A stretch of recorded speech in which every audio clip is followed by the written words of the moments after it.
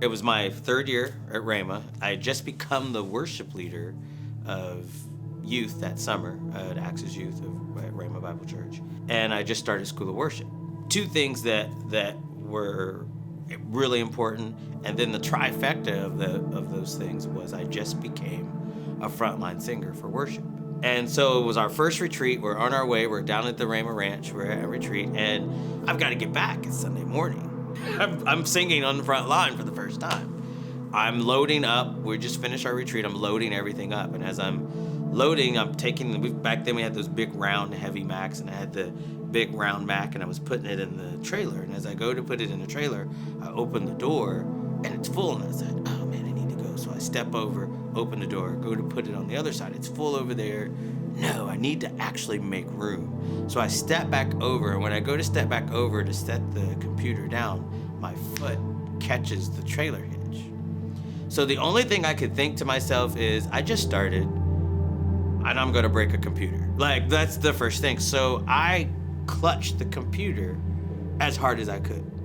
And so as I'm falling to the ground with the computer, I hit the ground, and when I hit the ground, the computer immediately hit me right here in the chin. And immediately I couldn't talk.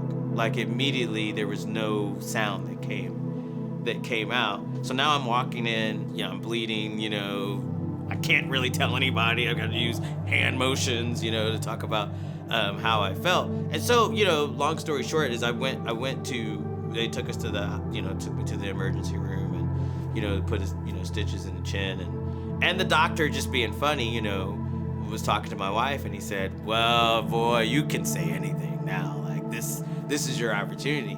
He can't say anything back to you. So, like, you got it, And so she says, "Well, is he going to be okay?" And she goes, "Yeah, he'll be okay. His voice might be a little bit different, but he'll be okay."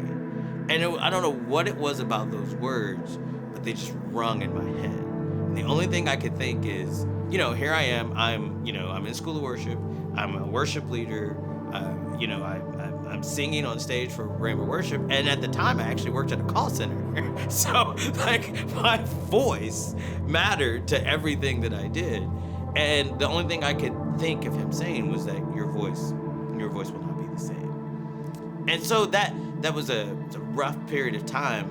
The way it would work for me is as I recovered and I did get my voice back, I would sing on a Sunday, and my voice would be gone on Monday, Tuesday, sing on Wednesday, voice would be gone Thursday, Friday. And there was just a lot of, just a mental battle, because there were moments where you felt defeated. There were defeated moments where, you wake up, you had a great worship service on a Wednesday night, and then Thursday morning you're like, I can barely talk.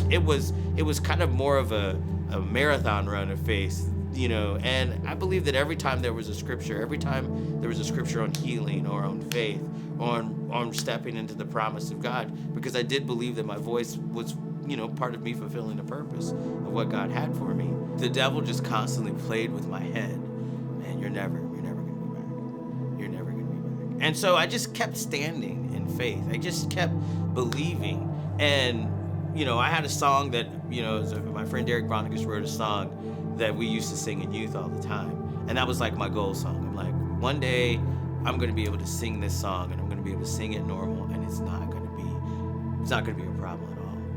But I just had to, it was a constant battle of faith, because in the natural, I didn't have a voice. During School of Worship, during time where I needed a voice, during a time where I was a worship leader, during a time where I was doing a call center.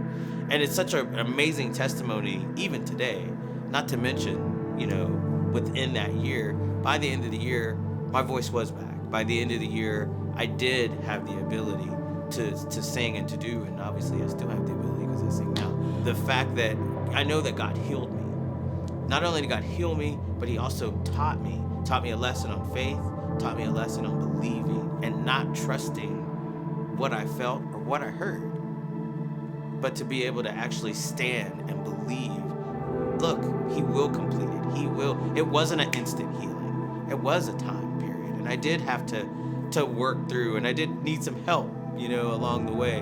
And God he still came through. He still came through. And now just the thought I learned a lot about using my voice correctly, and God taught me. I taught voice lessons for a while, and a lot of the things that I did to regain my voice back, I used in teaching lessons. So God took it, not only healed me, not only put me back in the position to do all the things that I could do, but He also put me in a position to teach other people. And so it's a great lesson. It's a lesson in sticking to it and believing God even over a period of time.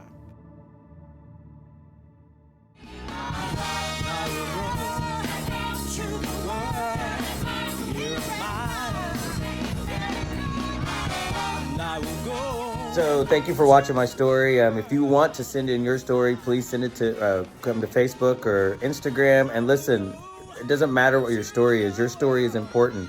You may think your story is big or small, but regardless of what your story is, we want to hear your story. So please send it to us.